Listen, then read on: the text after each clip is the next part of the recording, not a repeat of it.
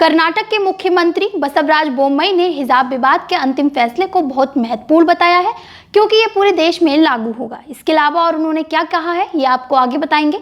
छठ पूजा को लेकर दिल्ली सरकार ने अहम घोषणा की है। इस बार धूमधाम से दिल्ली में छठ पूजा का आयोजन होगा। इस खबर की डिटेल भी आपको आगे देंगे। इसके अलावा भी देश से अन्य महत्वपूर्ण खबरें हैं, आइए देखते हैं। नमस्कार, मैं मेघा और आप देख रहे हैं द लीडर हिंदी। अब खबरें विस्तार से। वाराणसी कोर्ट आज ज्ञानवापी मस्जिद परिसर में पाए गए कथित शिवलिंग की कार्बन डेटिंग कराने को लेकर फैसला सुनाएगा। 5 में से 4 पक्षकारों ने कथित शिवलिंग की ASI द्वारा वैज्ञानिक जांच कराने की मांग की थी। इस मामले में 11 तारीख को सुनवाई पूरी हो गई थी। मस्जिद पक्ष ने दलील दी कि वहां शिवलिंग नहीं, फव्वारा है। 5 में से 1 हिंदू पक्षकार ने कथित शिवलिंग के वैज्ञानिक परीक्षण का विरोध किया। आज कोर्ट फैसला सुना सकता है। इस मामले में हिंदू पक्ष के वकील सुधीर त्रिपाठी ने कहा कि हमारी मांग है कार्बन डेटिंग या फिर किसी और पद्धति से शिवलिंग की वैज्ञानिक जांच हो। वहीं मस्जिद पक्ष ने पिछली सुनवाई में कार्बन डेटिंग कराने का विरोध किया था। इस मामले में मस्जिद पक्ष की दलील है कि सुप्रीम कोर्ट का आदेश है कि पूरा बाजूखाना सील रहे। सर्वे का आदेश सुप्रीम कोर्ट के आदेश का उल्लंघन होगा। हम बस चाहते हैं कि वैज्ञानिक सर्वेक्षण से पता चले कि शिवलिंग कितने साल पुराना है। अगर कोर्ट आज सर्वेक्षण के लिए जानकारों की कमेटी बनाएगा तो हमें ये मंजूर होगा। बिहार में लगातार CBI, ED और इनकम टैक्स की ओर से भ्रष्टाचारियों के खिलाफ कार्रवाई जारी है। पटना में एक बार फिर इनकम टैक्स ने बिहार के चर्चित बिल्डर और कारोबारी गब्बू सिंह के घर पर छापा मारा है। एक साथ कई ठिकानों पर यह छापेमारी हो रही है। गब्बू सिंह बिहार के कई सत्ताधारी दल के नेताओं के बेहद करीबी भी बताए जाते हैं। गब्बू सिंह का राजनीतिक बैकग्राउंड भी है। शुक्रवार की सुबह ही टीम ये कार्रवाई करने के लिए पहुंच गई है। गब्बू सिंह के कुल 31 ठिकानों पर छापेमारी हो रही है। इसमें उनका गांव भी शामिल है। बिल्डर और कारोबारी गब्बू सिंह का घर पटना के शिवपुरी इलाके में है। कहा जा रहा है कि देर रात शाम तक इनकम टैक्स की ये छापेमारी हो सकती है। ये भी जानकारी सामने आ रही है कि झारखंड आयकर विभाग की टीम भी पटना पहुंची है।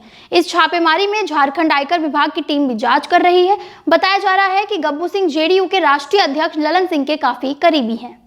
हरियाणा के नूह में बॉर्डर पर स्थित बिजासना गांव में गुरुवार देर रात 11 बजे खनन के दौरान पहाड़ से चट्टान गिर गई। अधिकारियों के मुताबिक मलबे में 7 मजदूर दब गए। 10 से ज्यादा गाड़ियां भी चट्टान के नीचे दबी हुई हैं। बिजासना राजस्थान में स्थित है। वहीं हादसे में 2 लोगों की मौत हो गई है। मृतकों के नाम अजहरुद्दीन और शहजाद हैं। दोनों की मौत मौके पर ही हो गई थी। मलबे में दबे लोगों को बचाने के लिए बचाव कार्य जारी है। मलबे में दबे अधिकांश लोग हरियाणा के फिरोजपुर झिरका के रहने वाले हैं।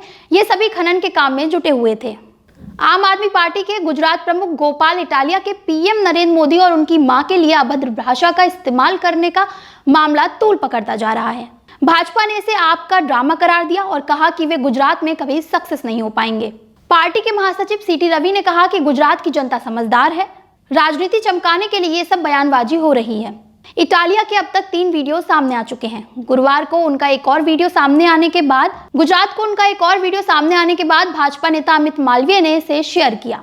इटालिया ने इस वीडियो में एक बार फिर PM नरेंद्र मोदी और उनकी मां के लिए अभद्र भाषा का इस्तेमाल किया। राष्ट्रीय महिला आयोग ने इटालिया को उनके बयानों पर नोटिस जारी किया था। गुरुवार को वे इसका जवाब देने पहुंचे। इटालिया ने राष्ट्रीय महिला आयोग अध्यक्ष के ऑफिस में प्रदर्शन किया। इस दौरान उन्हें हिरासत में ले लिया गया। 3 घंटे बाद उन्हें छोड़ दिया गया। इस विवाद के बाद भाजपा आक्रामक हो गई। केंद्रीय मंत्री स्मृति ईरानी ने कहा, अरविंद केजरीवाल गटर जैसे मुंह वाले गोपाल इटालिया ने आपके आशीर्वाद से PM मोदी की मां हीराबा को गाली दी। मैं कोई नाराजगी नहीं जताती। मैं ये नहीं दिखाना चाहती कि गुजराती कितने नाराज हैं, लेकिन आप ये जान लें कि जनता ने आपको देख लिया है। आपकी पार्टी को गुजरात चुनाव में नष्ट कर दिया जाएगा।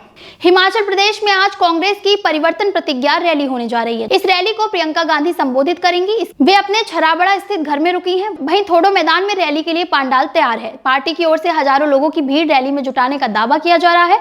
लोगों के पहुंचने का सिलसिला जारी है। बता दें, विधानसभा चुनाव का बिगुल बजने वाला है। वहीं राजनीतिक दलों ने प्रचार करना भी शुरू कर दिया है। देश की दोनों बड़ी पार्टियों के दिग्गज हिमाचल में जनसभा कर रहे हैं। प्रधानमंत्री नरेंद्र मोदी गुरुवार को ही रैली करके गए हैं। PM मोदी 17 दिन में 3 बार हिमाचल आ चुके हैं। एक रैली बारिश के कारण रद्द हो गई थी, लेकिन उन्होंने दिल्ली से वर्चुअली उसे संबोधित किया था। इस बार दिल्ली में बड़े स्तर पर छठ पूजा के आयोजन की तैयारी शुरू हो गई है। केजरीवाल सरकार राजधानी में 1100 जगहों पर छठ पूजा का आयोजन करेगी। इसके साथ ही सुरक्षा के भी कड़े इंतजाम होंगे।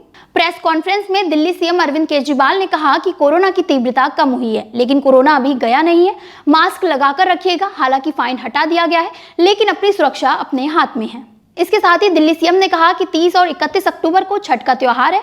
हम सब मिलकर छठी मैया से आशीर्वाद मांगेंगे और सूर्य भगवान की पूजा करेंगे।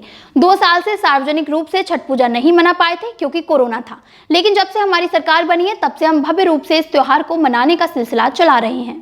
इसी के साथ उन्होंने ये भी जानकारी दी कि अब की बार 1100 जगह छठ पूजा मनाई जाएगी और 25 करोड़ रुपए खर्च किए जाएंगे। छठ पूजा बड़े स्तर पर मनाने के लिए इस बार बहुत सारी तैयारियां की गई हैं।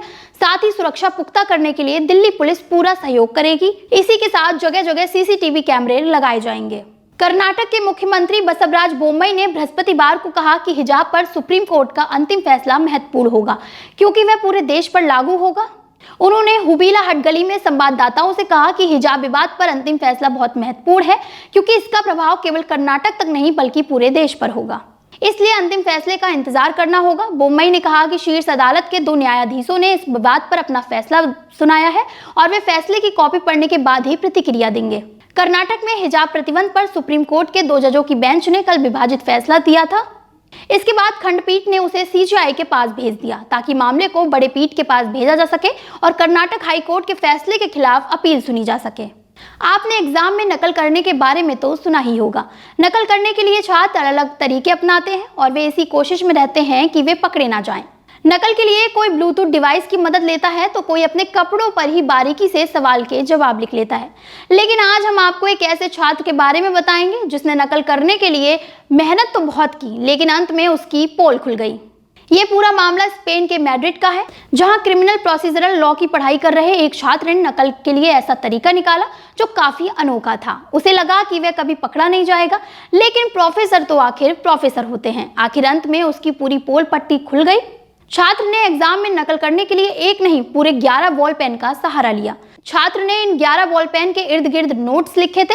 इस छात्र के नकल करने के तरीके को देखकर हर कोई हैरान है। अब सोशल मीडिया पर उसकी तस्वीरें तेजी से वायरल हो रही हैं। लॉ स्टूडेंट की इस हरकत के बाद प्रोफेसर ने कहा कि ये किसी आर्ट से कम नहीं है। वहीं सोशल मीडिया यूजर्स इस पर टिप्पणी करने पर कहां पीछे रहने वाले थे। एक यूजर ने लिखा कि छात्र ने ग्रेफाइट लेड को एक सुई से बदल दिया था जिसने उसे पेन पर ही नकल लिख ली थी। हालांकि पेन पर लिखने वाले छात्र के बारे में कुछ ज्यादा पता नहीं चला है, लेकिन इस छात्र के नकल करने के इस नायाब तरीके की हर जगह चर्चा हो रही है। वैसे बचपन में आपने भी किसी ना किसी प्रकार से नकल की होगी। हमें कमेंट में बताइए कि आपने किस तरीके से नकल की थी। इसी के साथ आज के बुलेटिन में बस इतना ही। देश दुनिया की तमाम बड़ी खबरों के लिए जुड़े रहिए द लीडर हिंदी के साथ।